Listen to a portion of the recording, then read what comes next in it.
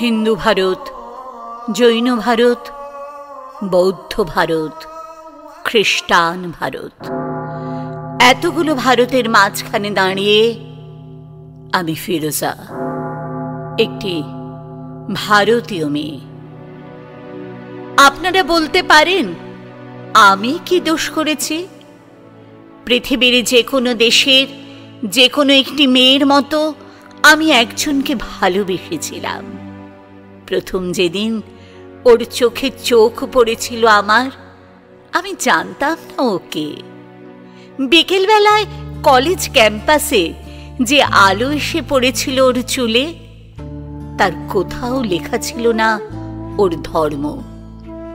হিন্দু ভারত, জৈন ভারত, বৌদ্ধ ভারত, খ্রিস্টান ভারত, আপনারা বলতে পারেন আমি কি দোষ করেছি?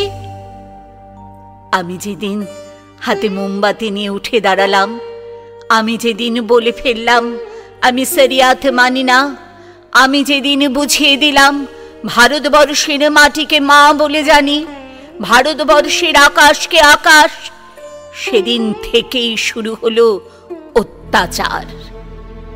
হিন্দু ভারত, জৈন ভারত, বৌদ্ধ ভারত, খ্রিস্টান ভারত, আপনারা বলতে পারেন আমি কি দোষ করেছি?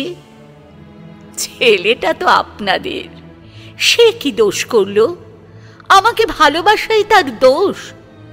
ছেলেটার বাড়িতে আপনারা ঢিল ছুড়লেন, পার্সেল করে ছেঁড়া চটি পাঠালেন, ওকে হাতে মেরে ভাতে মেরে বাড়ির দেয়ালে বড় বড় করে লিখে দিলেন এসব চলবে না। লজ্জা করে না আপনাদের?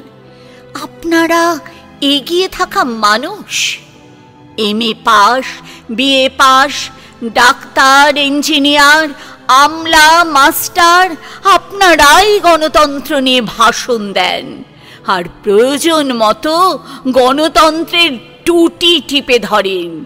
ধিক আপনাদের! আমি কি ছোটবেলায় ভোরের আলোয় সরস্বতী পুজোর ফল কাটিনি? আমি কি স্কুলের বারান্দায় বসে রাত জেগে আলপনা দিইনি? আমি কি পাশের বাড়ির হিন্দু বাবার জন্য রক্ত দিইনি?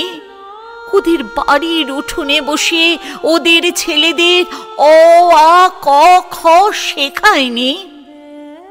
আমি আরবি শিখিনি, ফার্সি শিখিনি, উর্দু শিখিনি, বাংলাই আমার ভাষা।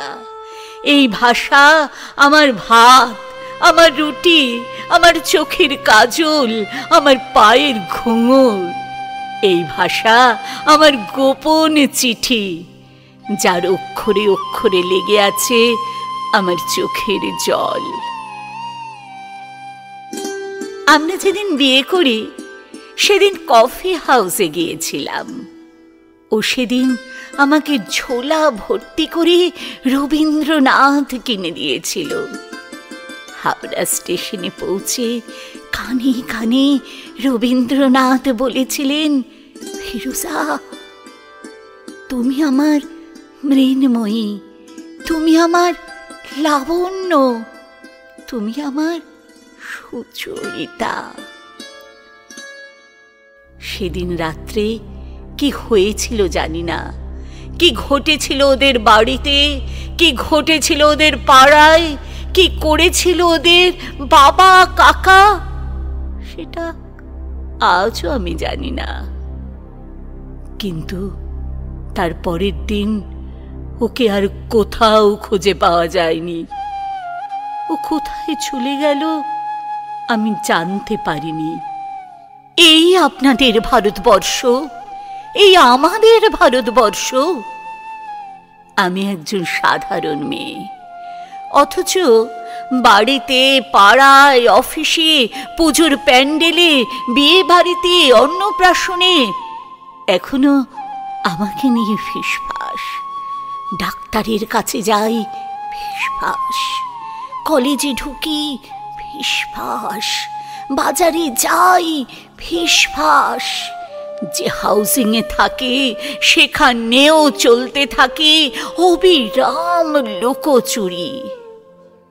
ওটা লুকোচুরি নয়, ওটা ফিসফাস নয়, ওটা আপনাদের গভীরে লুকিয়ে থাকা এক একটা সুপ্ত গুজরাট। যদি আপনাদের হৃদয় বড় না করেন, আকাশের দিকে আপনারা যদি না তাকান, এই পোড়া দেশে আরো আরো আরো অনেকগুলো পোড়া গুজরাট তৈরি হবে।